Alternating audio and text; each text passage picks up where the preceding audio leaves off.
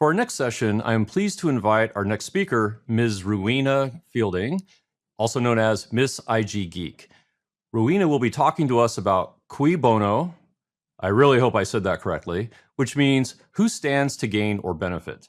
In this session, Rowenna will explore the strategic and operational benefits of taking an ethics-led approach to data and ways in which an organization can move from performative gestures towards meaningful change. Rowenna, the virtual stage is yours. Thank you for the introduction, and thank you for joining me, Miss IG Geek, aka Rowenna Fielding, for my presentation on why comply. My name isn't actually Miss IG Geek, that's what my company is called. I do data protection, data ethics consulting for fun and profit. I've been in information governance in various disciplines for more than 10 years now.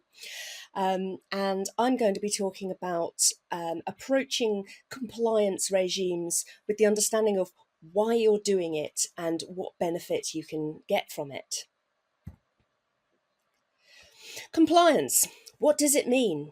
So I've got a dictionary definition here. Your dictionary may vary. The act of obeying a law or rule, which sounds simple enough. But what if the law or rule has room for interpretation? There are standards and laws and rules that are principle based. For example, the GDPR, the General Data Protection Regulation in Europe, is principles based. So you get to decide what appropriate and reasonable words like that mean and how to manage risks. In ISO 27001, for example, you get to decide the scope of what you're going to apply the standard to. And then there are laws and standards that are rules-based. For example, e-privacy law in the EU has a very specific set of rules. PCI DSS, card payment data security standard, is a list of controls which you have to follow. So compliance means different things depending on what you're looking to comply with. But what all of these standards and laws and baselines have in common is that they serve a purpose. What is the purpose? Not of compliance, but of the law or rule they relate to. And that brings up interesting areas of levels of compliance. For example, are you going to go with cosmetics, where the majority of effort is put into the paperwork that looks fine on the surface, describes a great regime, but describes a fictional state of affairs the reality doesn't actually match? Or perhaps a mechanistic approach where you're going through the motions of good practice, but without paying attention to the purpose, the why measures and controls exist, or the outcomes that they're intended to produce. That can be kind of hit and miss. You might get good outcomes just by accident, but you might also get bad outcomes by accident. And then there's meaningful compliance. These headings are my own personal interpretations. You won't find them in any textbook. But meaningful and compliance with intentional measures taken with careful thought in good faith that are continually assessed for effectiveness. So by adopting a meaningful approach to compliance, rather than complying for the sake of complying, hopefully you should end up with complying to fulfill the purpose that the compliance standard was set for in the first place. Compliance should be distinguished from ethics and risk. These are not the same thing. There's laws are rules that the government set and which people or organisations can be punished for breaking. That's not the same thing as risk. Risk management is how a person or organisation decides whether a course of action is advantageous enough to be worthwhile or whether a disadvantage is significant enough to put resources into fixing it. And then ethics, again, different thing. These are a social or community consensus, not necessarily 100% agreement from everybody, but broad consensus on what's right versus what's wrong. And data ethics is a particular discipline that is developed to focus on prevention of unfair detriment or unintended damage to people's rights and welfare in ways that data is acquired and put to use or passed onwards. So law, ethics, and risk, not the same thing. In fact, there are often tensions between interpretations of the same law, or ideas about what ethics should mean in practice, or even risk appetites. And certainly there's tension between what's legal, what's right, and what's worth the risk. It's not uncommon for organisations who state their intention of being ethical to back down somewhat when they realise how much work that will entail. They shift to talking about what the law compels them to do, and then perhaps start asking what the lowest baseline they absolutely have to meet really is. Then the conversation turns into one about risk. What chances are there that cosmetic compliance will actually be investigated, or that data harms can be traced back to that organisation's data processing? By that time, the topic has drifted a long way from how do we protect people's rights and welfare. So, what is the risk? Well, that depends on what you value. Understanding what lines the organisation draws between risk and law and ethics is critical for a compliance regime that produces the outcomes it was intended for. That is, more than just a certificate or report to say, yep, compliant, but the internal and external effects and outcomes that being compliant should lead to. If the organisation's stated values include such qualities as integrity or respect for human rights or trustworthiness, then a compliance programme focused on scraping through the bare minimum to get boxes ticked is unlikely to support those stated values, and thus will have failed, even if it looks okay to a surface level audit. Auditing compliance effectively means looking at how and why the requirements of the law and standard are interpreted and implemented, not just whether a measure or control is applied. The questions that need to be asked are things like, is this the right measure or control for this organisation's ethical stance and risk appetite? Is it being implemented in the way that it's expected to be and it should be? And is that implementation actually having the outcome, the intended effect that it was designed for? Auditing whether compliance controls are in place is easy. Auditing whether or not they're being applied correctly is a little bit harder, and auditing whether or not they are effective is extremely hard work, especially when it comes to issues such as, are people's rights being respected? Is the organisation being transparent? So an audit that is conducted simply to demonstrate compliance is probably an audit that hasn't gone deep enough into the purpose and reasons for compliance. Since compliance-driven disciplines are often invisible until something bad happens, it's also worth working through the organisation's legal, risk-based and ethical stance on a what could go wrong basis as well. What outcomes is the compliance programme intended to avoid? Is it the disruptive effect of litigation or regulatory attention? Being investigated definitely disrupts day-to-day operations. And so is it enough for the organisation to stay under the radar, perhaps with dubious practices? Is the organisation trying to avoid looking bad in comparison to others in the market space? If your organisation's compliance approach is about doing the cosmetic bare minimum and your competitors is about demonstrating quality and trustworthiness, is your approach really delivering on its purpose? You can say that you're compliant, but it might be a lot harder to back that up.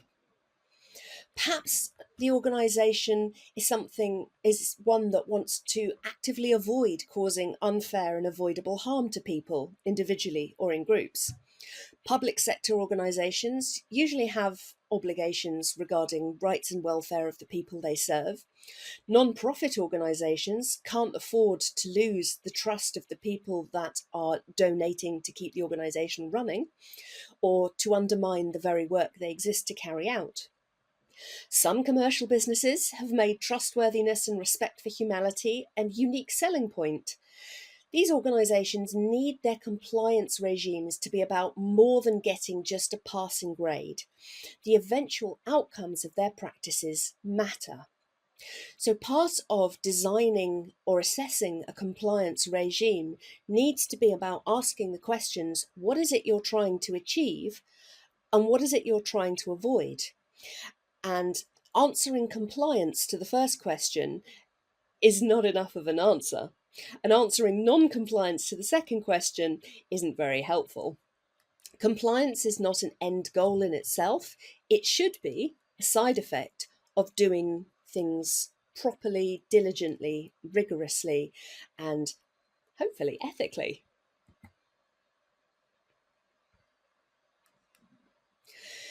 Just going to talk a bit about data protection compliance because data protection is the area I mostly work in. And FYI, data protection and privacy are not quite the same thing. Data protection law exists to protect human beings from the dangers of datafication. And privacy extends in that as well in relation to how people are represented in data. You may not know this, but the world's very first industrial automated data profiling solution was created specifically to facilitate genocide. For more information on that, do have a read of IBM and the Holocaust. It's eye-opening. But after that, that terrible mess started to be cleared up, it was deemed necessary to have some guardrails in place to prevent that sort of thing from happening again. Because sometimes governments want to mistreat certain sections of the population, and sometimes business profits from causing harm, and people will be people. So the effects that data protection law is intended to produce are processing personal data in ways that uphold and don't infringe individuals' fundamental rights. It's worth paying attention to what those fundamental rights actually are, because the EU's AI Act also requires them to be considered and protected. Another outcome is being able to explain and demonstrate with justification why this use of data is appropriate and necessary. And for the protective measures and safety controls the organisation puts in place to be effective. That is, to work and be evidence to work, not just to exist or to be applied. And that's something which a lot of compliance regimes have yet to tackle. It might be a question of maturity, in that most industries, most organisations don't have mature enough data protection yet to be able to evidence that the measures and controls are effective, because they're still working on figuring out which ones to put in and how they should work.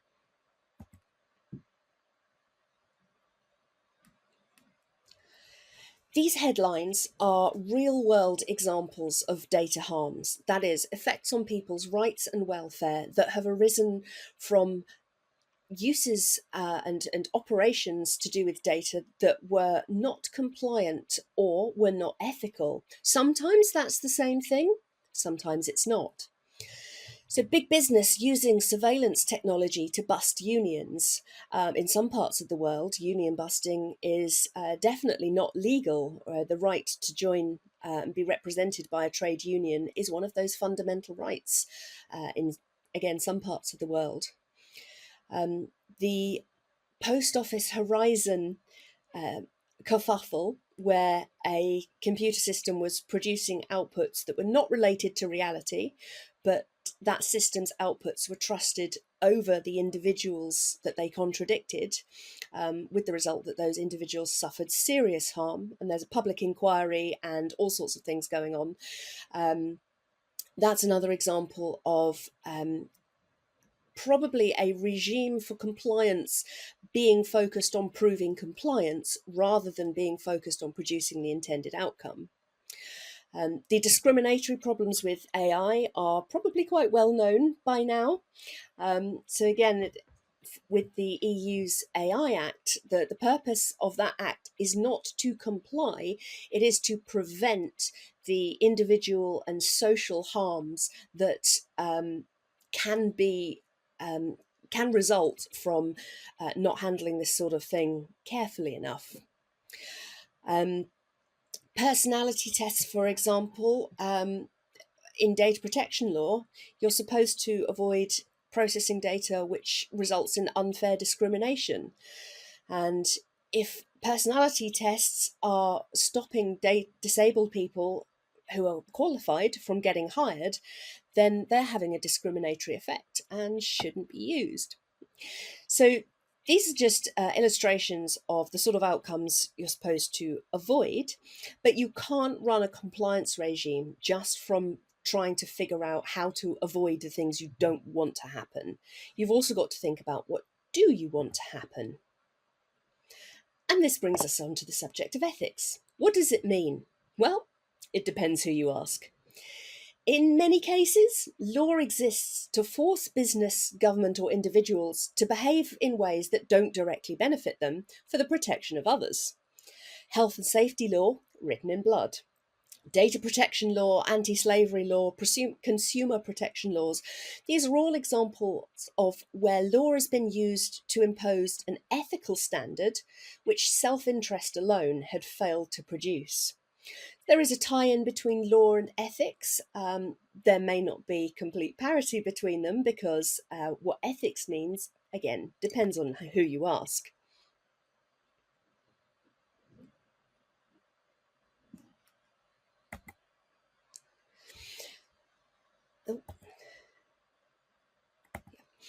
So the challenge of ethics in a hyper-connected world is illustrated here by some more headlines. Everything we do has ripple effects and unintended consequences because we're all so closely and densely connected to each other. So, how far should we go to avoid messing things up for others? This is the fundamental question of a tech or data ethics regime. You've probably heard of the trolley problem, a thought experiment that exists to demonstrate how the decisions people make depend on their beliefs and their values and their circumstances. There's no universally correct answer, there's only people's feelings about their choices and others' choices.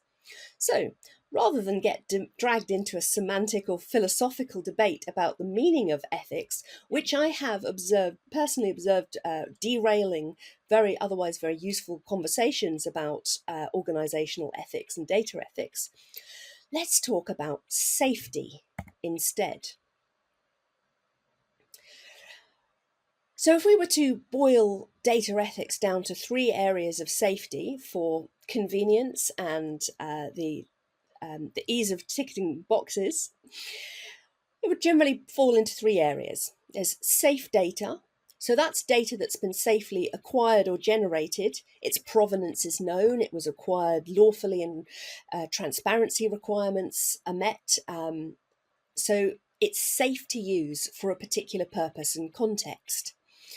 Also, the data has to be as accurate and adequate as it needs to be. There needs to be the right data for the right job. And then there's safe handling. So an environment for data processing in which the confidentiality, integrity, and availability of the data can be appropriately protected. The processing itself can be defended against subversion, and the safe uses of the data can be adhered to. Which brings us to the third one, which is safe use. So for specific and legitimate purposes, with care and respect for human and civil rights, with vigilance and remedy for harmful consequences, unintended or otherwise. So if you were going to design a compliance regime that tended on the we want to be ethical side, starting with these 3 areas of safety and designing measures and controls, or selecting measures and controls, or interpreting measures and controls according to these 3 safe principles is a very convenient way to start and is more likely to produce the results you want than merely going down a checklist of controls and seeing if they're being applied. So the good news, data safety is organizational safety. from regulatory enforcement, from losing litigation, from disruption and investigation, from bad PR, from loss of trust, from bad apples, which have less opportunity to spoil the barrel if the barrel is cleaned and maintained, and also data safety, the three principles of safety in data, covers the fundamentals of most data protection, privacy, and information security requirements.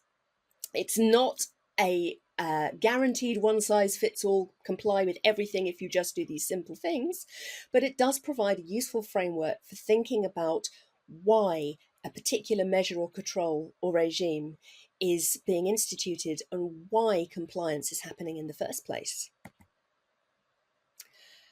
I'm afraid there is also some bad news. None of this happens automatically. It takes work. It takes human beings sitting down and thinking through the why and the how and the what is it we're trying to achieve and the what have we got to work with and how do we put those together. And the work doesn't have a finish date. It's always got to be happening. It's got to be constant and ongoing. So if your compliance program has a finish date, then chances are the day after that finish date, the organization's compliance will start to slip. The work takes time and attention and effort and money, and there's no getting around that. This is, again, why some of these compliance requirements have the force of law, because if it weren't for the force of law, then there would be no incentive or no disincentive not to pay attention to them. And I'm afraid there are no special rewards for doing things right and well. It is assumed that that's the bare minimum everybody should be doing anyway. And so no brownie points or gold stars or cookies are awarded for doing compliance the right way. However, doing compliance the wrong way can definitely get things like brownie points and gold stars and cookies taken away. So I would recommend, from my background in data protection, data ethics, and long before that, information security, asking the question when you approach a compliance regime, cui bono, which is Latin for who benefits. Who do you want to benefit? Is it the general public? Is it customers and clients? Is it employees? Is it society as a whole? Where are the tensions between these groups? And who do you want to prioritize? Who does the law say you should prioritize? By adopting a robust compliance regime that focuses on the outcomes of compliance requirements, whether for law or for standards or for ethical appetite, everybody benefits to a greater or lesser degree. And that's why compliance is important. Compliance is not just for audits, it's for outcomes.